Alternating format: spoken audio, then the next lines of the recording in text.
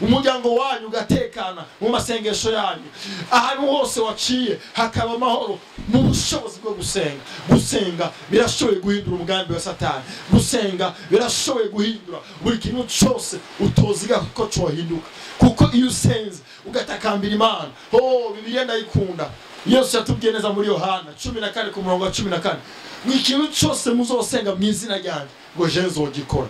Tarsis Hope Ministry TV ni umuryango washinzwe ugamije gufasha abakene, imfubyi n'abapfakazi batagira kirengera, abana baba mwibarabara, abasangwa butaka, abarwariye mu bitaro ndetse n'imfungwa. Nawe nimba hari umusanzu wifuza gutanga, duhamagare cyangwa utwandikire kuri izo nimero ziri kuri screen.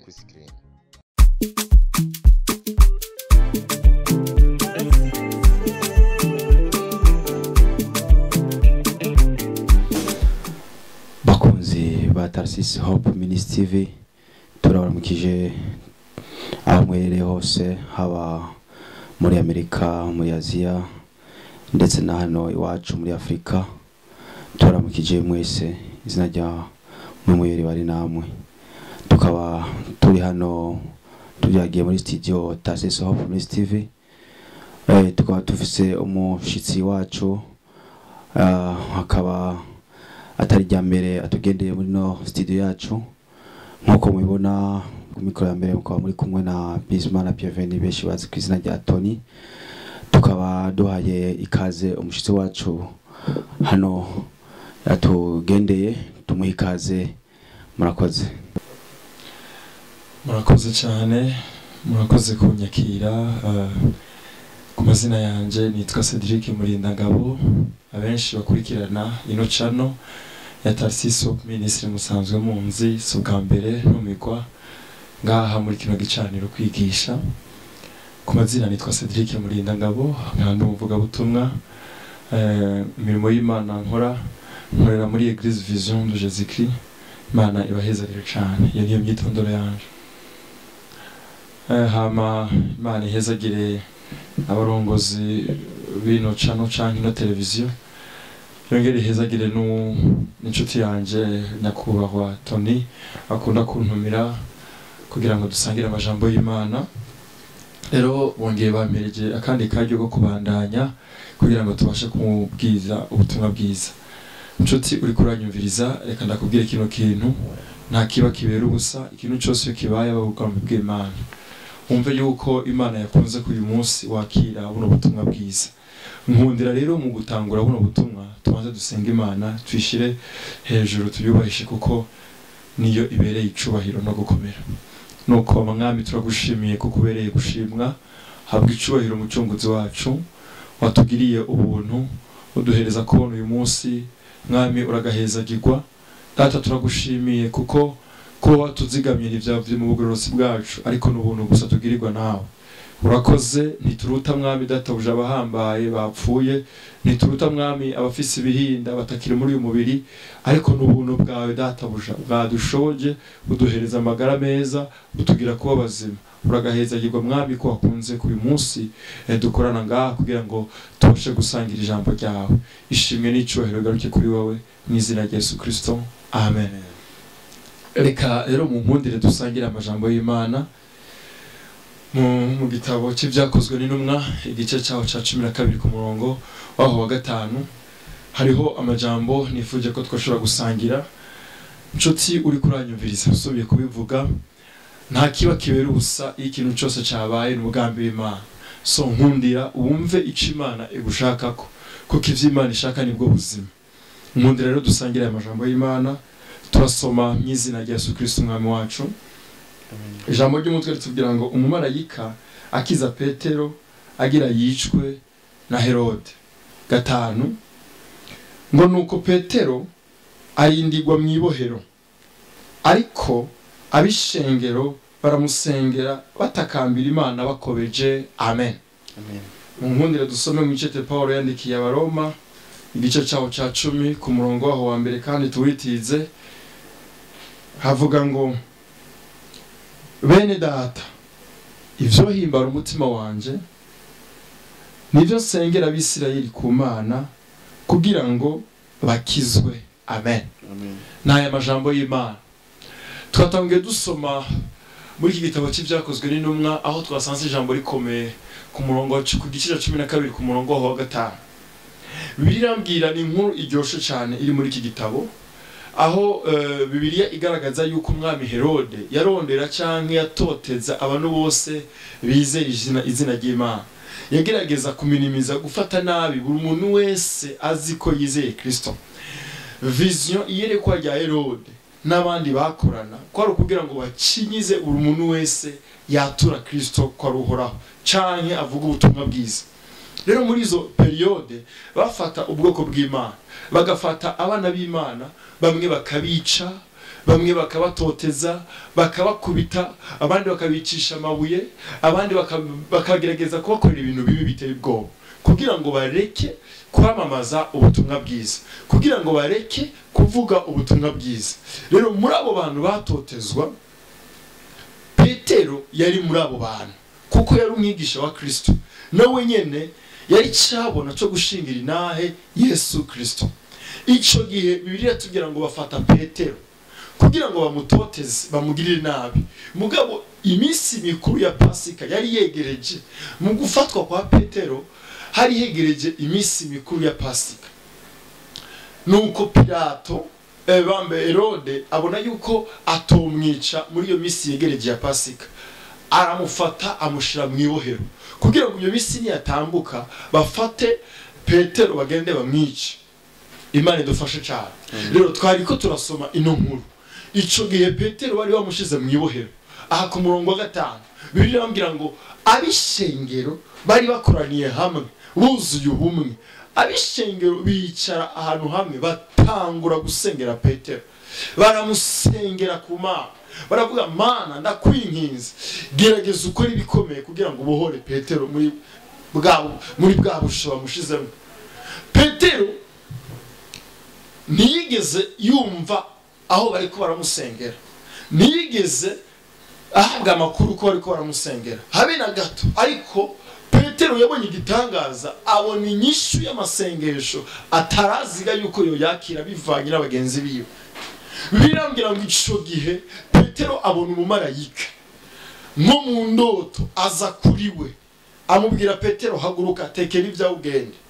Umumarayika ajana na Petero baragenda ni nkuko uwova kumusaga mu mpimba mu busho bukuru bwa Bujumbura, ugasanga wiyumvira kuri kurarota, ugasanga uri kurajana n'umumarayika ukikangura wageze kuri centre ville hariya muri ville.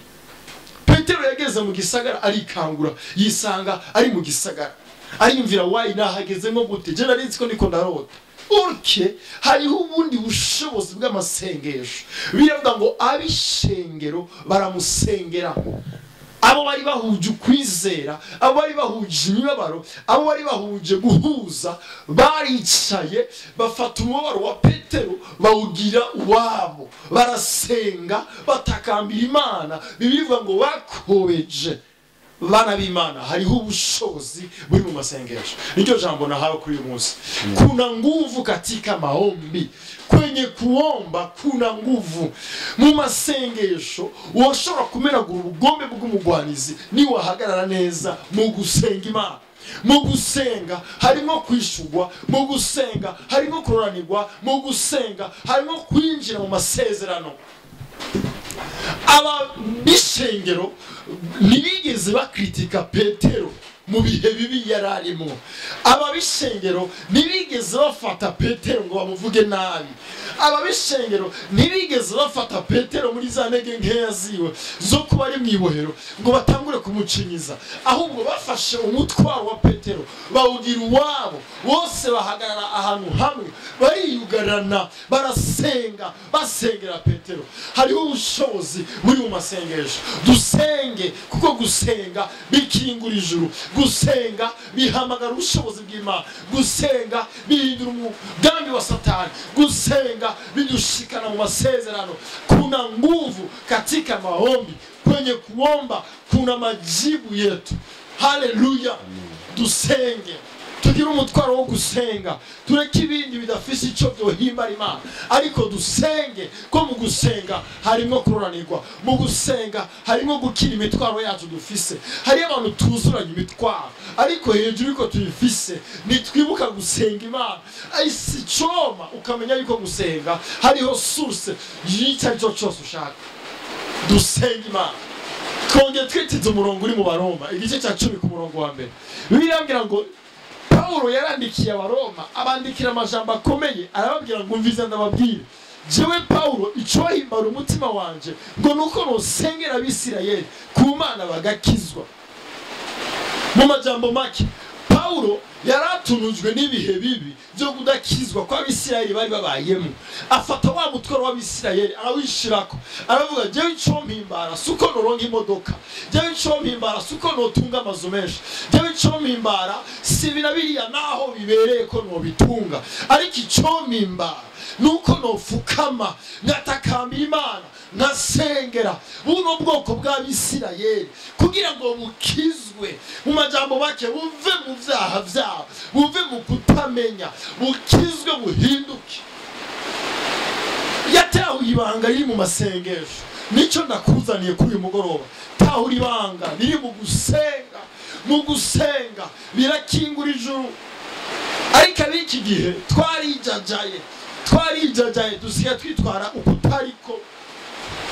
Bagenzi biwacu tubabona mu ntege nkeya, ivyo bihe bigatuma twebwe bitwa ko twamenye Imana tugatangura gukritika intege nkeya z'abantu, tugafata abantu kumva z'ukuntu twababonye bari mu bintu bidahimba Imana, tukaba mbere mu kuvyararaza, mu kubivuga nabi. Ariko Paulo we yabonye intege nkeya z'Abisirayeli, azigira iziwe, atangura kugira umutwaro, abwira Imana, jewe ndakeneye ko kiza buriya bwoko, ngo jewe ico mpimbara kitakacho nifurahisha, kinacho nipa furaha nugusengera buno bwoko bugakizwa, bugahindurirwa identite, bugahindurirwa izina. Yarazi yuko bishoboka yuko iyo umuntu afukamye atakambira Imana yuko ishoboye guhindura ukudakizwa kw'Abisirayeli bagakizwa. Haleluya. Hariho ubushobozi buri mu masengesho bana b'Imana.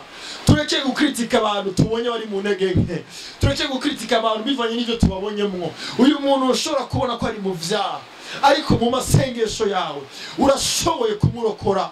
Mu masengesho yawe urashoboye kumugira igishirira.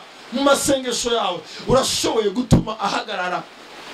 Umuririmbyi w'Umutanzania ari mwiyereko aririmba aravuga ngo ujue kwa maombi yako nitasimama tena, ngujue kwa maombi yako nitabarikiwa, ngo si vema kunisema vibaya nipatapo tatizo, ngo shetani wampa nafasi ndani ya moyo wako, lakini kwa maombi yako nitabarikiwa, kwa maombi yako nitabadilishwa jina, kwa maombi yako nitakuwa kiumbe kipya. Maana kuna nguvu katika maombi. Mugusenga harimo imbaraga, mugusenga harimo ubushobozi. Tureke gufata imitwaro y'abandi tukayararaza. Nimba wabonye nahaka kwamerewe n'abagwaye, atotejwe, ari mu bihe bibi, agowe n'ivyaha, fata umutwaro wo kumusengera. Musengere, mwereke Imana imukize, ibutabare, imubohore. Musengere, takambira ijuru kugira ngo Imana ihindure ibihe bibi uri kuramubona uwo muntu, kugira ngo Imana imugirire neza, imushire mu mugabane w'abagororotse, mu mugabane w'abana b'Imana. Bana b'Imana, hariho ubushobozi buri mu masengesho, hariho ubushobozi bwo gusenga Imana, hariho ubushobozi bwo guhuza umutima n'inama, mukaja ku mavi mugasenga, musambuza intege nkeya mubona kuri naka. Birashoboka na kidahinduka. Bibilivuga ngo bitadushoboke twebwe abana b'abantu bishobokera Imana. Irashoboye guhindura situation zose uri kuracamo, irashoboye guhindura situation zose ziriko ziragucumuza, irashoboye guhindura amarira, irashoboye guhindura ibihe aho waririye ugahatwengera, aho wasuzuguriwe ugahabwa ijambo. Irashoboye kukuremera inahe nshasha. Yesu arashoboye, ariko senga. Yesu abwira abigishwa ngo nimuvyuke musenge, nimuje mu mosha mabi, ko gusenga harimo ubushobozi. kuna nguvu katika maombi, harimo ubushobozi mu masengesho. Dusenge kuko iyo utakambiye Imana izokwishura, izogutabara, izogukiza, izokwiyereka, uzobona ukugira neza kw'Imana mu gihe wahagaze mu masengesho. Yahaye majambo y'Imana, abana b'Imana tureke ko arazenguruza itarizo. Igihe cyose uzobona ishengero ryanyu riri mu ntege nke, reka kuryararaza, risengere, rizohagarara mu masengesho yawe. Hariho imbaraga zohindura ibihe bibi vyose uri kurabona kuri naka kwishengero mu gihugu hose, igihugu kikabimore mu masengesho yawe, umuryango wanyu ugatekana mu masengesho yanyu, ahantu hose waciye hakaba amahoro mu bushobozi bwo gusenga. Gusenga birashoboye guhindura umugambi wa Satani, gusenga birashoboye guhindura buri kintu cyose utoziga ko cohinduka. Kuko iyo usenze ugatakambira Imana, Bibiliya ndayikunda. Yesu yatubwiye neza muri Yohana 14 ku murongo wa 14, ikintu cyose muzosenga mu izina ryanjye ngo je nzogikora. Yesu ari capable gukora icyo cyose uri kura musenga wizeye. Fa kwitakambira, Yesu arashoboye. Yaraye majambo y'Imana. Imana bahezagire. Mwari muri kumwe na Cedric Murindangabo.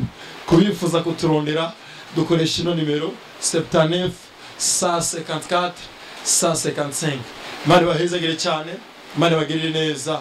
Mukomeze mubuganiza mu mwami, mukomeze mukurikirana nino channel, mushiraka ama commentaire, ama like n'ibindi ntazi bakunda kuvuga, mushire ko kugira ngo mushishikare kwagukirwa cyane cyane mu ijambo ry'Imana. Imana bagire neza, muhezagirwe na Kristo. Murakoze. Ego murakoze kutugaburinga ijambo ry'Imana nkuko mwadusomeye byakozwe n'intumwa. Turabashimiye kubona kandi musuye kushika hano. Nkuko mwabivuze sijya mbere sijya kabiri kuba mugeze hano muri studio yacu ya Tase Hope Ministry TV. Ego adusiguriye ubutumwa bwiza kandi ubutumwa burimo inyigisho nziza ku bari kwatwumviriza nuko n'abari ko baturaba kuri no kiganiro cyacu. Ego none Cedric ko utugaburiye ino ngaburo, hari benshi bako bashishikara dukurikirana mu biganiro wama utugirira hano. Hari benshi bifuza ko mwobonana kugira ngo ubagaburire ingaburo muri kumwe amaso ku yandi. Ubabwiye iki kugira ngo bashobore kuronka kanya keza n'abandi bifuza ko umunsi uzosubira kugaruka kutugaburira ijambo ry'Imana bazobe bari hano kugira ngo nabo bagerageze kukurikirana amaso ku maso, ushobora kubaha umwanya wabo bifuza? Murakoze cyane kuri iki kintu cyo kugaruka ngaho bwa mbere. Hano ni muhira, igihe cyose mushatse ko twogaruka tuzogaruka, tukaba dufise uwo mwanya.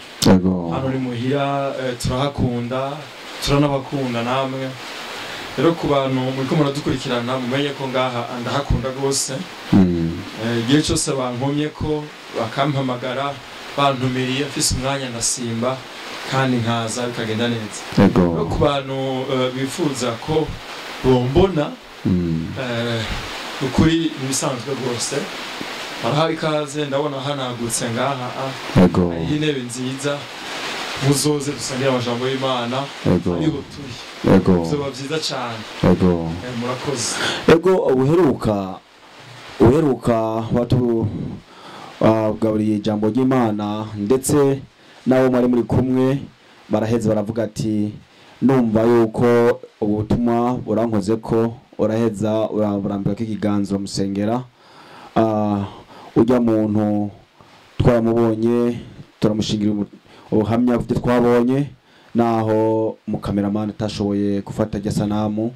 Mu nyuma twasigaye turavuga yuko bikwiye go twofata amasanamu nkajya, ariyo byatumye dusabwa ko abantu boza kuza barakurikirana ubutumwa bwawe bwa misi yose mu gihe zo buri ngaho kugira ngo bagire ico bahezagiwe ku Mana nkuko wama ubivuga ubicishije ku butumwa bwawe.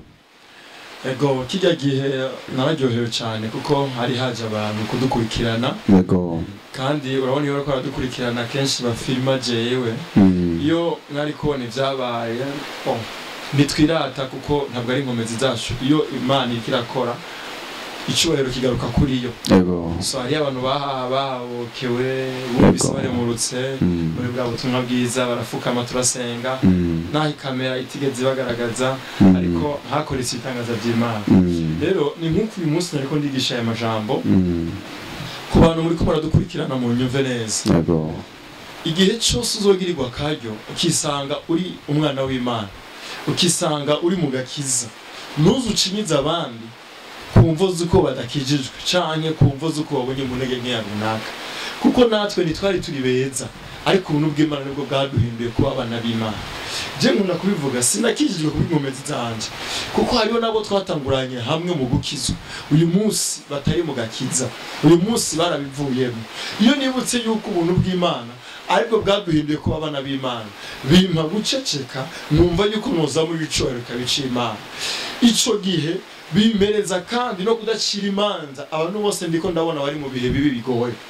Uyu munsi ndabashingirina umuapotre wacu mu ishengero n'umukozi w'Imana akomeye azwi n'igihugu n'ibindi, abantu baramukunda ariko afise inahe, afise aho yahuye na Yesu, afise aho yavuye, yanywa inzoga n'ibindi, ariko Imana yamukuye muri izo situation mbi imugira kuba umwana wayo, imugira kuba umukozi w'Imana.